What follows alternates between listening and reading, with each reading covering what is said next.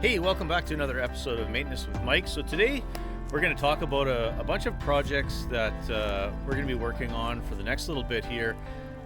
Some that are pretty high in importance, some that are just going to be going on and on throughout the summer.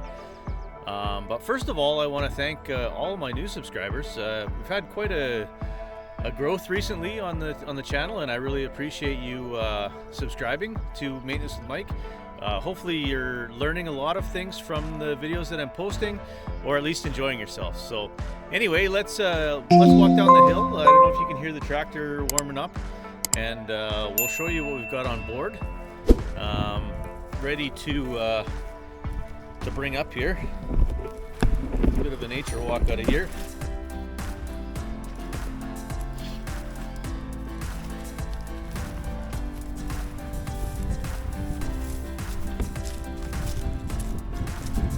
Yeah, another beautiful morning in beautiful British Columbia.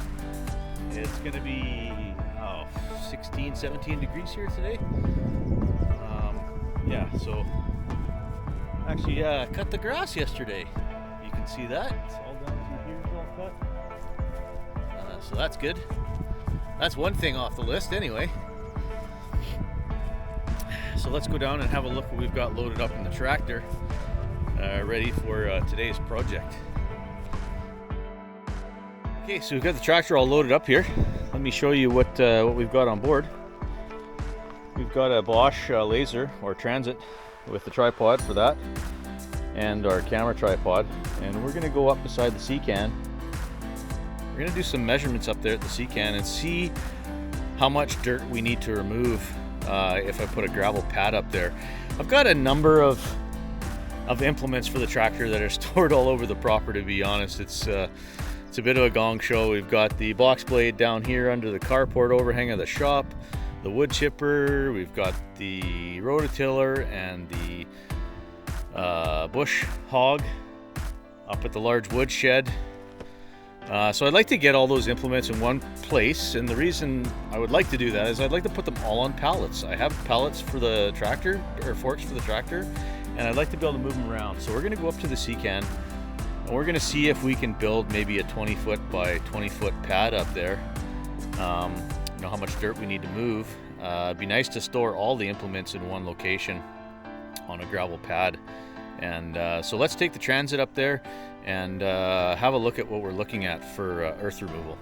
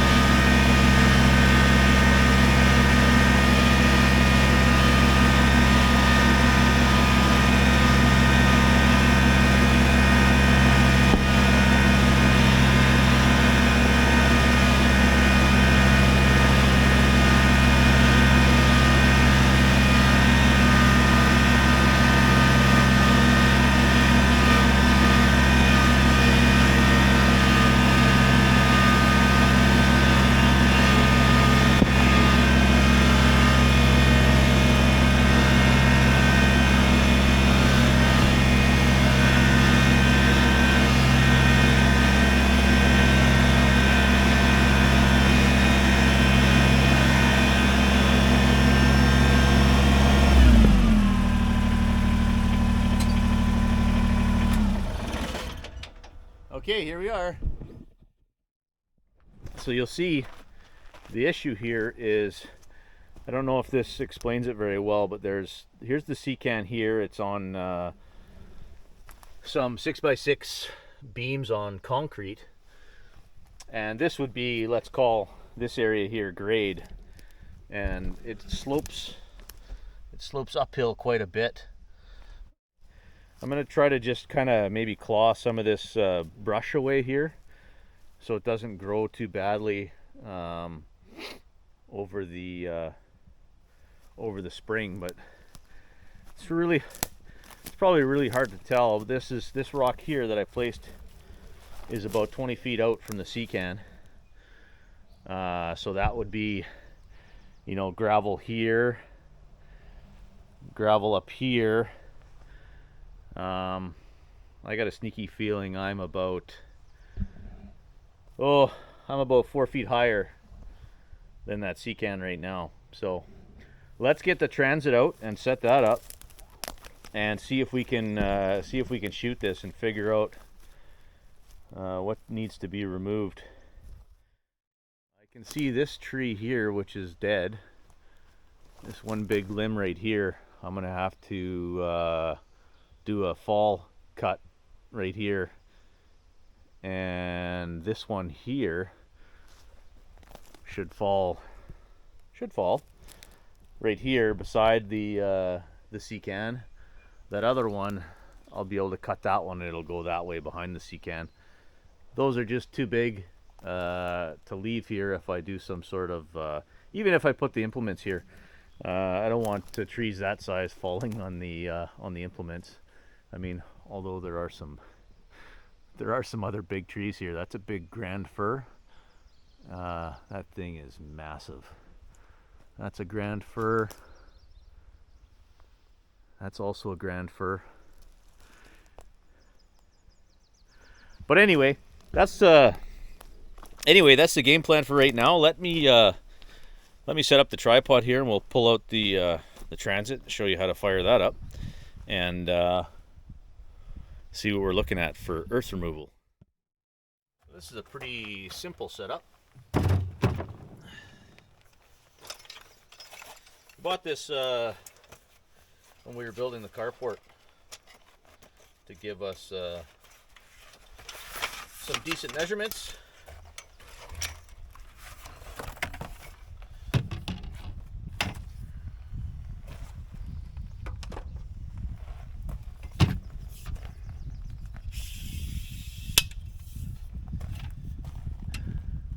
This is called a storyboard, I believe. That'll tell us what we're looking at for heights. Here's the brains. So if we unlock this tray, this is where the batteries go in. I always take the batteries out of my equipment when I'm not using it to prevent leaking and stuff like that. Here's the little detector that the thing sees. The remote, I guess we'll call it. Oh, I'm not too sure why there's 3 batteries in here. It's weird.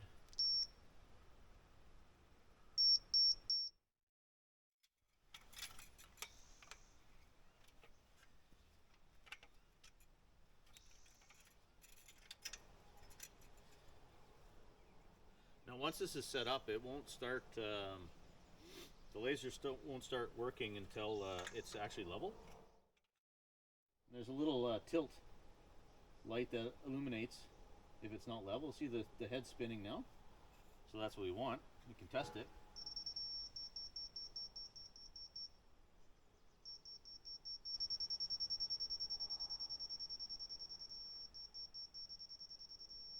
Okay, so we're in business.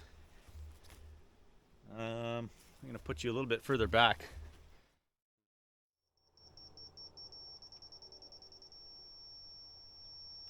Okay, so now that's the sea can measurement. So at the sea can, we're reading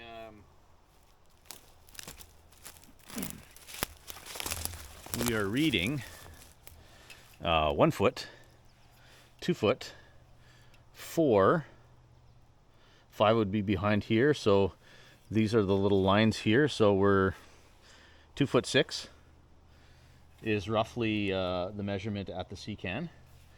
So now we're going to take a measurement right beside where you guys are set up with the tripod.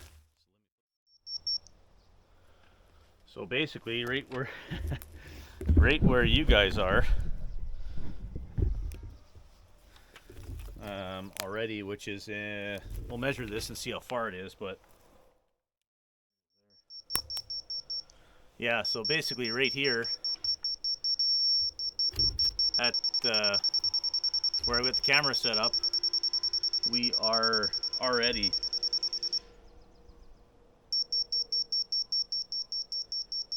at the 2'6". So we already have to remove 2.5 feet of dirt at this point. And I need to measure how much farther we need to go. Because right now we are probably about 15 feet from the sea can, I would think.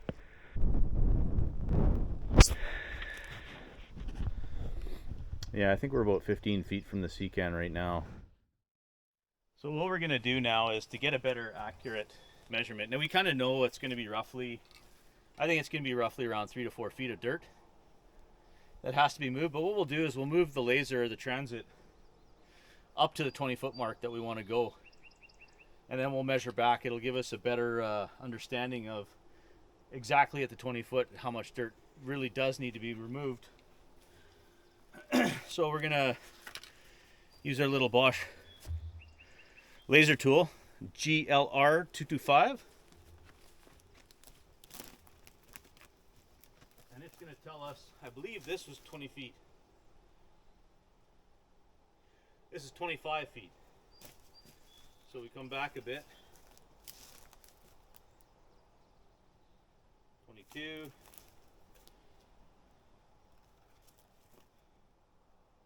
So this is 20 feet right here.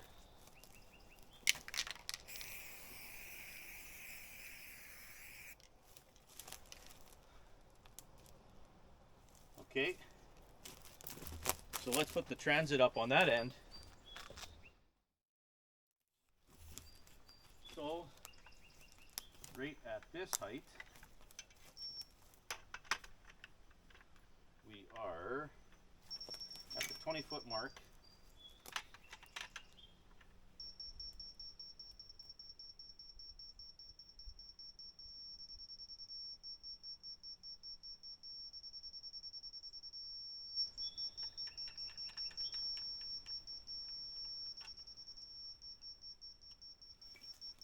Foot mark, we are 4 feet 8 inches. So we're 4 feet 8 inches to here. Right? So let's remember that. So now we're at the sea can. You want to put this here. And we were 4 foot 8.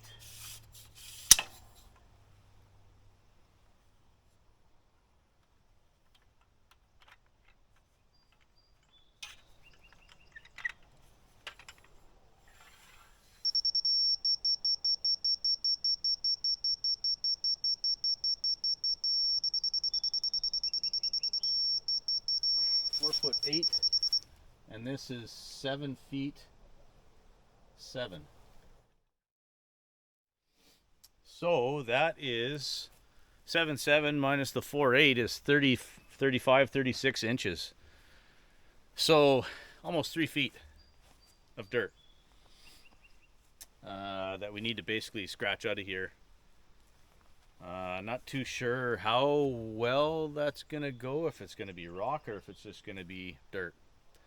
So that gives us a good idea. From the sea can, it's a 3 foot incline to the 20-foot mark where we want to put the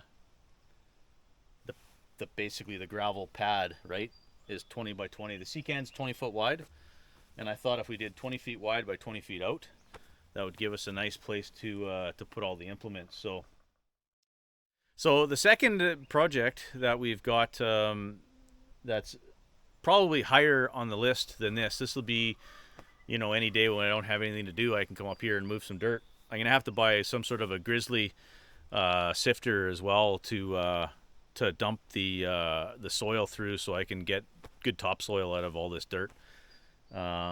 And use it other places in the yard. But let's go down and look at another project that we're going to be starting on here pretty quick. Michelle and I are going to be working on that one because it involves pouring a concrete sidewalk and a little bit of a concrete retaining wall for a garden. That anyway, let's go have a look and I'll show you.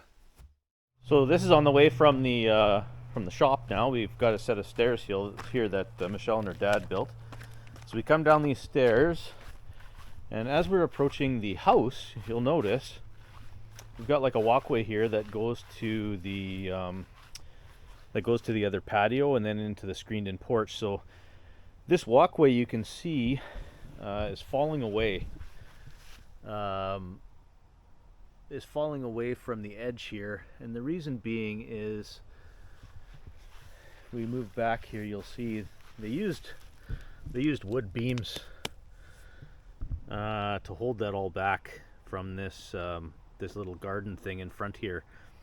And obviously wood against dirt rots, and that eventually rotted away.